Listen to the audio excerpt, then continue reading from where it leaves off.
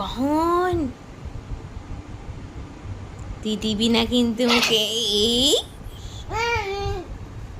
এই তুই কিন্তু দিবি না, ওটা মুখে দিবি না কিন্তু।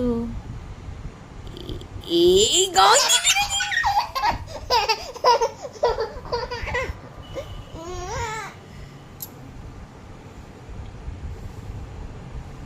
কি করছে রে দুটো ছেলেতে? আমার কি করছে রে?